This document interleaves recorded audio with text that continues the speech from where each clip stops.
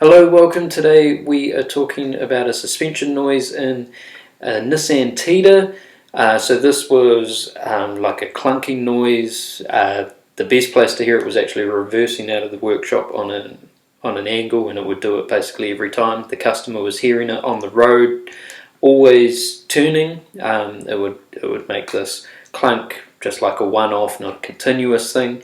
This took a bit of finding, and when I looked online there were no videos that I could see on YouTube showing what this problem was. Eventually we found it. Actually, my boss managed to track it down and packed out this bush with some rubber to confirm that this was the problem. So I'm going to share it with you because these bushes are actually a little bit hidden from view, so they're not the easiest things to find. Hopefully we can help save you some time today in tracking this down. As I'll say at the end of the video, there are other things that can make this type of noise. It's not necessarily this, but this is definitely something you want to look at. I just have a still shot of the car to show you next, to point out where the bushes are, because I was doing this job at work and I don't have time to video while I'm there. So I've just taken a snapshot basically of a couple of things, and I will show them to you right now. Okay, so here is a photo here. This is what we are looking at.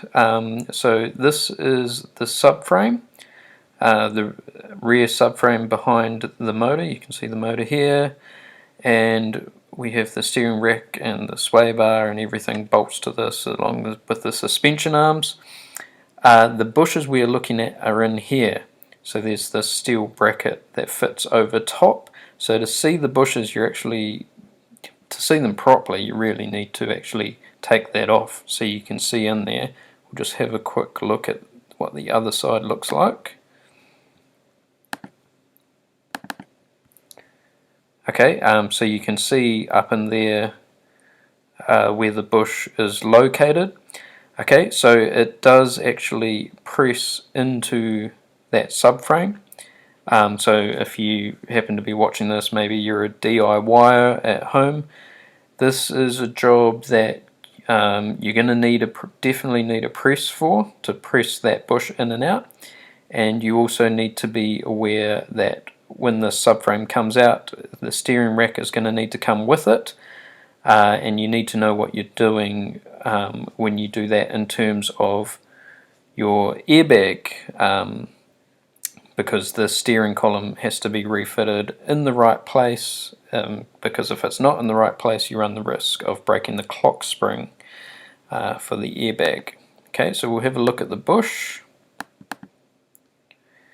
Okay, so you can see the bush, this is the old bush that's been taken out. You can see all the cracked rubber around there. Okay, so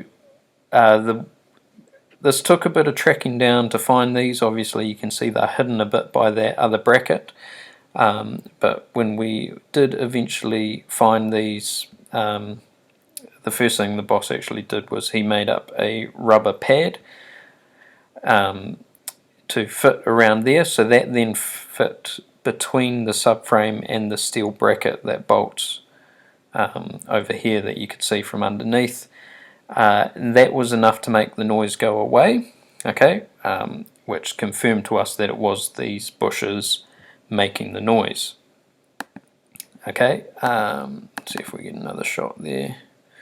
Basically a similar thing, isn't it? You can see all that damage in there. So that's what you're looking for. Okay, like I said before, that's only one thing that can cause noises. I have had in Nissans before actually the bolts for subframes be a little bit loose, and the actual whole subframe itself was allowed to move a bit, and that caused a knock. And another thing we've come across recently is steering rack ends. You can't actually see it here because it's on top, but if you pull the steering rack boot back, and then as you turn the steering wheel, if you're hearing like a clicking as you turn the steering wheel, sometimes you can actually see the steering rack itself lift the inner part in the outer housing will actually lift as it clicks, and that can be remedied just by adjusting up the free play in the steering rack. That's just something we've come across recently as well, something else to look for. So in terms of doing the job, like I said, the steering rack's going to come out. Basically, you're taking this whole subframe out. These suspension arms, they can either come with it or you can pull them out in place. I decided to pull them out in place just because it just seemed easier to get rid of them for the sake of a couple of bolts. That one there I think might act as a subframe bolt anyway. The sway bar and steering rack both come out with the subframe. I then took those off just to make it easier to manhandle the thing in the press because it's a decent size and weight once you get into doing that. And then it's, you know, fairly normal pressing bushes in and out. Yeah, just be aware that it will have a tendency to try and close up a bit as you do that. I think when I had it in the press, it might have closed up a little bit around where this bush is. That just needed to be realigned for that bush to go back in. But that's one of those things that you just have to live with.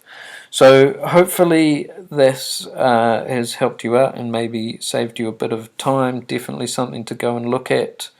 I know it will be a go-to for us now when we hear this noise in Nissan Tiidas. But yeah, really need to pull that bracket off there, which is very simple, just a few bolts. Pull that off so you can see in there properly. Cool, hope it's helped you. Please remember to like and subscribe, and we will see you next time.